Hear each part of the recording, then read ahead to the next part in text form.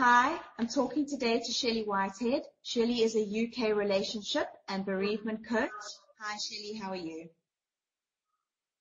Hi, Joanne. I'm doing well. How are you doing? Excellent, thank you. Shelly, we're going to talk about the dating do's and don'ts today. But let's start off with a question about why are people so often drawn back time and time again to partners that are not suited to them? Because they just haven't got the lesson. There's a level of unawareness that is playing out. And there's a compelling attraction very often for the same kind of partner. And I generally explain this. There's a woman who grows up in a household where the father perhaps is an alcoholic and beats up the mother. And she goes out into the dating world, or she meets a boy, she falls in love, and he's wonderful. And then somewhere down the line, he also has an alcohol dependency, and she ends up being an abused woman. It's a pattern that is unconsciously almost wired into her. It's how she grew up seeing life. And this pattern keeps getting repeated until there's a different level of awareness, until there's a different level of self-worth and confidence. So it's about identifying past patterns and really looking at how you saw life and who you are and how you feel as a person, what your self-worth is like, and then being able to make different and better choices. What would you say are some of your top dating do's and don'ts? Okay, I'm going to give you a couple here. Number one, absolute number one, is don't be someone you're not. Don't pretend to be someone you're not. Energetically, the person in front of you is going to pick this up. It's about being authentic. So that's the number one rule. Don't pretend, don't lie, be really, really authentic. The next one, let's look at a big don't. Don't talk about your ex. This date is definitely not the forum all the time to be speaking about past relationships and why they didn't work. And I'm going to give you a tip here. If you're talking about, or the person, the partner that you're with, or the dating partner you're with asks you, kind of, well, what happened in your last relationship? Because men sometimes do this. With regularity they do. Wanting to know what happened in that last relationship. The great answer is we had different values. Unless, of course, he passed away. But we had different values, and having different values is generally the reason why most relationships will end. Tell me about... Sorry, carry on. Sorry, I was going to give you one more tip there.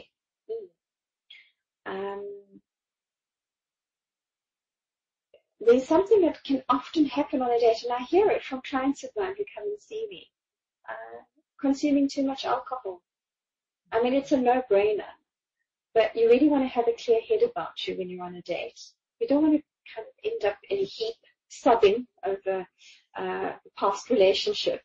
And although kind of being really authentic, the alcohol inebriated part of you isn't the authentic part. So really watch the alcohol. With regards to online dating, what do you think about online dating, and how can a person stay safe with online dating? I love the online dating forum. I know millions of couples, not personally, but I know of millions of couples who have met partners on the internet and are very happy. It's been a great opportunity and place to meet them. So, yeah, I'm a big fan of it. Staying safe? Yeah, that's a good one.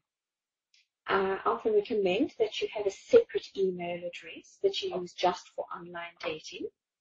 And once you've connected with someone on the internet and you feel that it feels good, and that's the big thing. You hear I use this word feel. It's essential to trust your gut feeling and always use that gut feeling. Never ignore it, because those pink flags and those red flags pop up, and that's very often where women get into a lot of trouble, because with hindsight they could see that it wasn't a good option. They felt it didn't feel good. So trust your gut feeling.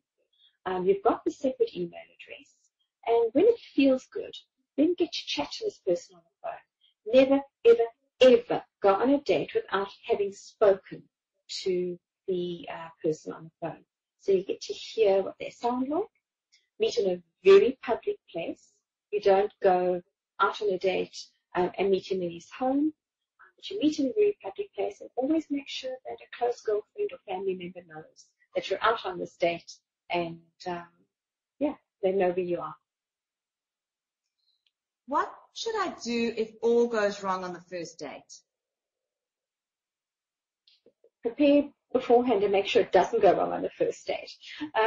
Read my report on, what to avoid.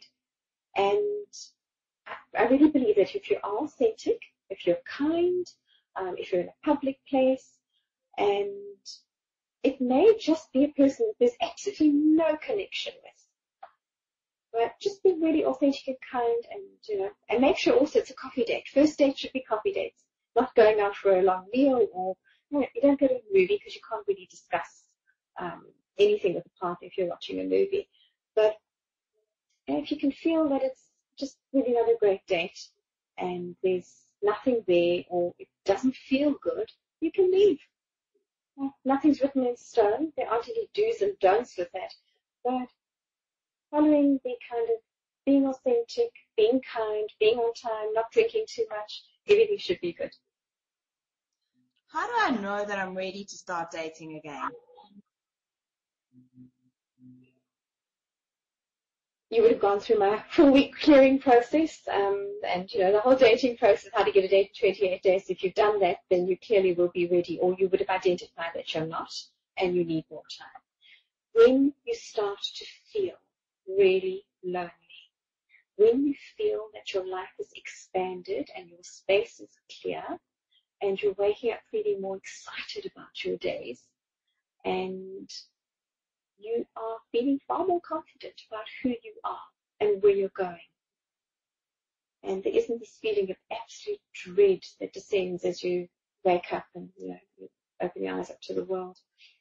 I'd say that's when you clearly are ready to start dating. And remember, this dating process, the dating world, is a training ground for identifying your ideal partner. If I have worked with you, if I've worked, when I've worked with my clients, they really know what ticks their top boxes. And it's not the superficial stuff.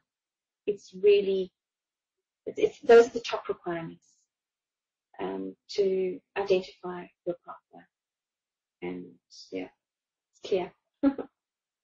Thank you, Shelly. Thank you so much for talking to me today. You're very welcome. Thanks, Joanne.